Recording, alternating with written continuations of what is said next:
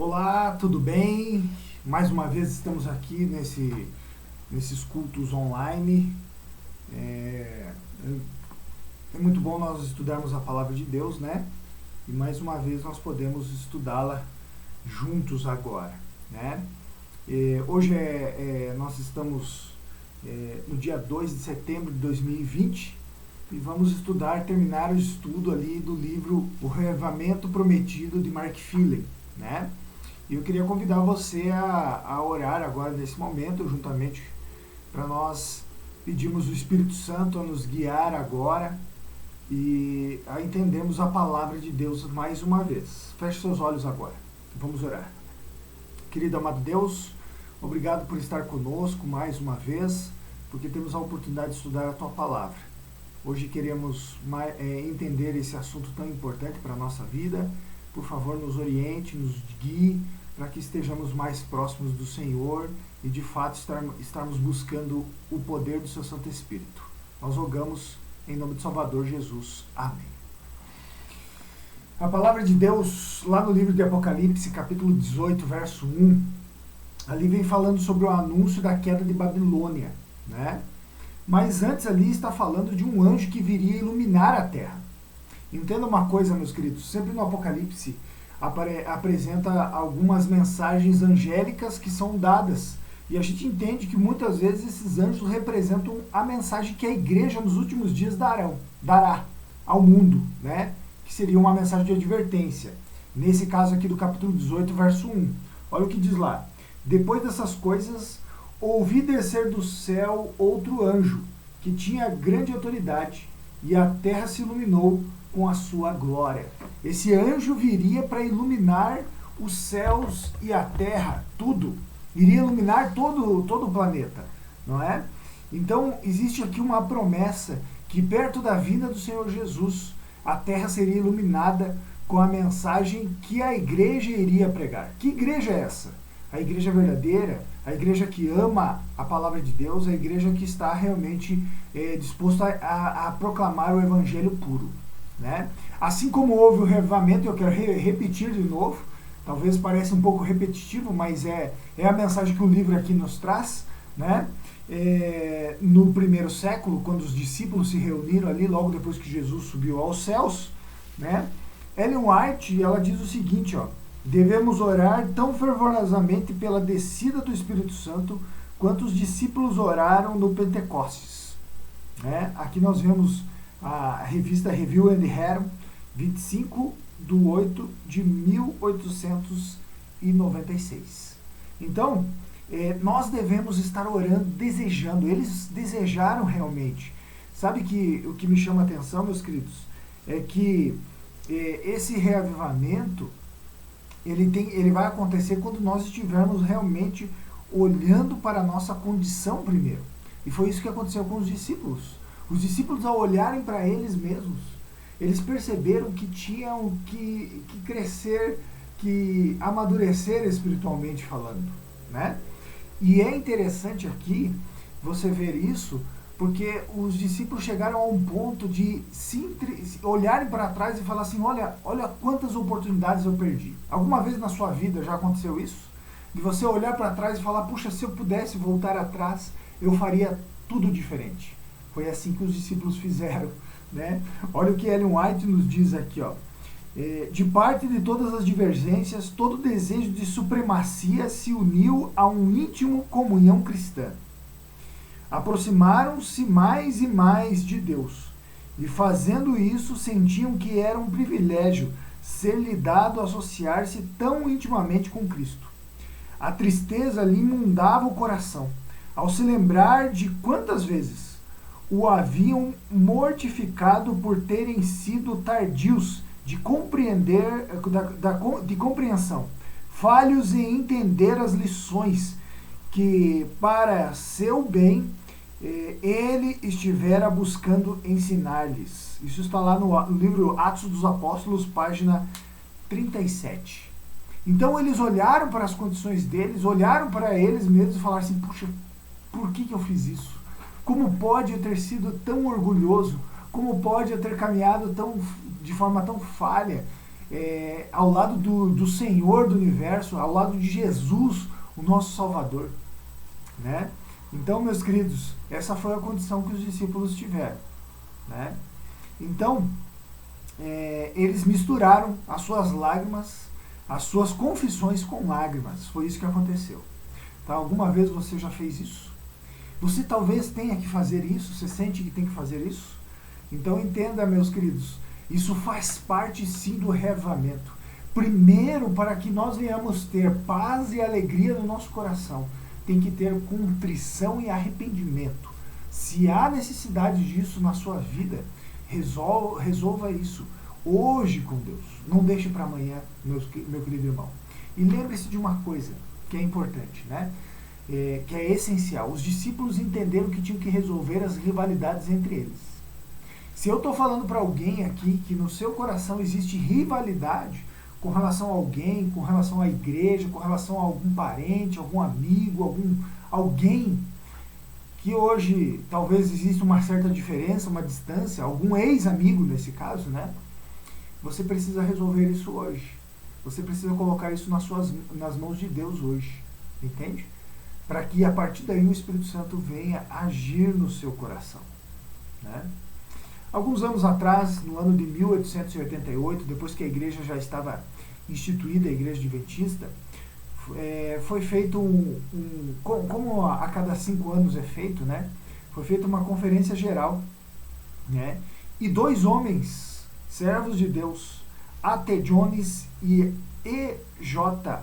Wagner, eles pregaram, né, nessa conferência, que era a conferência geral, em Minneapolis, né? E a pregação deles era voltada para a justificação pela fé, né? E interessante que aquilo ali causou, já que as doutrinas da igreja estavam sendo, já estavam formadas, mas era necessário amadurecer ainda algumas doutrinas, e principalmente a pregação com relação à justificação pela fé, que foi muito, muito pontual, muito clara. Eles foram nessa pregação. É interessante que eles, ao pregarem isso, alguns líderes da época começaram a falar: não, espera aí, nós temos que ter ênfase nos 10 mandamentos. Se nós não dermos ênfase na justificação pela fé, o que vai acontecer? Nós não estamos valorizando a mensagem que nós temos, que é a mensagem da lei de Deus, né? Então a igreja viveu um momento assim que abalou um pouquinho as relações dos líderes ali, dividiu um pouco ali, mas depois de um tempo aquilo ali serviu realmente para amadurecer a doutrina tão importante da mensagem do Evangelho, que é justificação pela fé. Ellen White, depois disso, escreveu na revista Review and Herald, 22 de novembro de 1892, o alto clamor do terceiro anjo já começou na revelação da justiça de Cristo, o Redentor que perdoa os pecados. Esta é o princípio da luz do anjo, cuja glória há de encher a terra. Ou seja, esses homens estavam certos realmente que era essa a mensagem que deveria ser pregada, justificação pela fé, né? E eu entendo, meus queridos, que nós temos uma mensagem bem distintiva, mas nós não podemos realmente deixar de mostrar e revelar que Jesus Cristo é a luz e o caminho para a nossa salvação, né? O que é justificação pela fé? A própria Ellen White nos responde sobre isso. O que é justificação pela fé? É a atuação de Deus abatendo até ao pó a glória do ser humano e fazendo por ele aquilo que não está em sua capacidade fazer por si mesmo. Quando o ser humano perceber seu completo desviamento, então está preparado para se vestir com a justiça de Cristo. Ou seja, justificação pela fé é eu e você primeiramente reconhecemos que nós não somos nada com relação à salvação. Nós não conseguimos nada. É tudo vindo de Cristo Jesus. É tudo Ele realizando em nós a obra do Espírito Santo em nosso coração. É isso que tem que acontecer, né?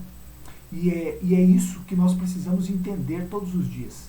Que a fé cristã, a caminhada cristã é uma dependência diária de Deus. Como é que tem sido a sua caminhada? Eu tenho que fazer essa pergunta mais uma vez. Você tem dependido cada vez mais de Deus? Você tem buscado realmente Deus todos os dias? Ou você entende que precisa fazer algumas coisas? Na sua caminhada você precisa fazer muitas coisas. Eu tenho que fazer tal coisa para melhorar a minha fé. Não. Você precisa estar ligado com Jesus. É isso que você precisa fazer. Estar ligado com Jesus é ter comunhão, sim. É estudo da palavra, é oração, é assim por diante. Mas quem realiza tudo isso, o querer e o efetuar, quem faz é Jesus. É o Espírito Santo agindo em nós. É isso que acontece conosco, né? Houve mais um concílio anual que foi feito em 1973. Né? Robert Pierce, o presidente da associação, fez um pedido, clamando aos delegados daquela reunião para que eles buscassem um reavivamento. Olha que interessante. E isso impressionou a igreja de forma direta. Eles buscaram, todos eles, os delegados, de joelhos buscaram a Deus. E eles fizeram ali uma declaração de pedido de que eles entendem que eles estão participando da igreja de Laodiceia e que precisam desse reavivamento que é prometido para nós. Né? A partir daí, a igreja tem buscado cada vez mais isso. Eu e você precisamos continuar. E Jesus vai dar realmente, vai cumprir a promessa dele para mim e para você. Vocês lembram, algum tempo atrás nós falamos sobre o líder Evan Roberts, que foi um dos que começou o reavivamento no país de Gales. E foi perguntado aí, o que basta para nós recebermos o reavivamento? E ele respondeu 4 coisas. Primeiro, buscar a Deus e confessar os pecados. Então, ou seja, orar e confessar os pecados. Né? Livrar-se de qualquer coisa duvidosa da sua vida, comprometer-se. Se existe alguma coisa que você acha, que você pensa que talvez venha desviar você dos caminhos de Deus, livre-se disso. E comece realmente a caminhar com Deus. Se comprometa com Deus. É isso que nós precisamos. Né? Terceiro, esteja pronto a obedecer o Espírito Santo instantaneamente. Busque ouvir, tentar entender o que Deus quer de você. Como nós precisamos disso. Às vezes a gente fala como se o Espírito Santo fosse uma teoria, uma ideia. O Espírito Santo é uma pessoa que quer agir no seu coração, no meu coração. Né? E nós precisamos permitir que ele haja. Algum tempo atrás eu orei a Deus. E eu falei, Senhor, me ajude. Eu preciso resolver isso. E eu percebi que Deus estava falando comigo depois. Deus seja louvado por isso. E eu tenho certeza que Deus quer fazer isso, uma obra em todos nós. E cada vez mais fazer ainda mais. Nós não podemos ficar parados com relação a isso. E o quarto ponto, testemunhar. Estar disposto a testemunhar. Né? Hoje, é interessante, meus queridos, todas as vezes que o Espírito Santo agiu na igreja, a igreja esteve disposta a pregar esse evangelho. Essa é a promessa que é nos dada, de que a igreja, ao receber o reavivamento, irá de fato testemunhar. Algumas vezes nós ficamos tantas vezes nós ficamos assim, com tantos problemas envoltos na nossa vida e olhando para os nossos problemas, olhando para os nossos relacionamentos com problemas, e a partir daí o Espírito Santo não pode agir porque nós não estamos dispostos a pregar também. Porque nós estamos focados em tantas outras coisas na igreja, nos problemas, nas coisas pessoais, e esquecendo daquilo que é importante, que é a salvação, comunhão e testemunhar. Né? Olha só que interessante. O que Ellen White diz no livro Testemunhos para a Igreja, volume 8, página 81. Ponha de parte os cristãos toda disserção e entreguem-se a Deus para a salvação dos perdidos. Com fé, peçam a bênção prometida e ela virá. E ela virá. Viu só? Com fé, peça. Deponham de lado todas as disserções, todas as diferenças. E peça a Ele, o Espírito Santo, e Ele virá. Essa é a promessa que é dada a todos os seus filhos na geração final. né? Quando a gente leu lá em Apocalipse capítulo 18, verso 1, essa é uma geração final, que diz que essa mensagem, a mensagem do Evangelho, seria pregada por todo mundo, e todo mundo iria conhecer essa mensagem. A grande pergunta é, será que o seu vizinho já conhece essa mensagem? Será que os seus parentes já estão conhecendo essa mensagem? Essa é a pergunta que você precisa fazer, e é uma pergunta pessoal, real, que tem que acontecer na sua vida. Faça isso. Faça essa pergunta para você. Tome uma decisão de falar para Deus: Senhor, eu quero servir o Senhor de todo o coração. Eu quero amar o Senhor de todo o coração. E eu quero o poder do seu Santo Espírito de todo o coração. Realize uma obra especial em mim, para que aconteça algo novo ao redor de mim. Você quer isso? Vamos orar agora? Feche seus olhos agora e nós vamos orar. Querido amado Deus, derrama o seu Santo Espírito, Pai. Com certeza eu sei que há pessoas, são poucas pessoas que estão assistindo esse vídeo, mas eu sei que o Senhor já fez milagres com poucos e fará milagres com muitos ainda também. A igreja sempre será o remanescente, sempre será a minoria. E é por isso que nesse momento nós estamos clamando ao poder do seu Santo Espírito, pedindo que o Senhor haja em nosso ser, trabalhe em nossa vida e faça de nós homens, mulheres, jovens e crianças, idosos e idosas nas suas mãos. Por favor, Pai, derrama o seu Santo Espírito sobre a tua igreja, sobre a liderança da tua igreja, Pai, sobre os pastores da tua igreja em todo o mundo, e que a partir daí, Pai, nós venhamos estar realmente proclamando esse Evangelho segundo a tua bendita vontade. Não permita, Pai, que a mornidão nos tome de forma repentina, que seja, de forma repentina, na realidade, Pai, nós sejamos tomados com o seu Santo Espírito, porque nós estamos com o coração aberto. Nós clamamos isso e pedimos em nome do Salvador Jesus. Amém.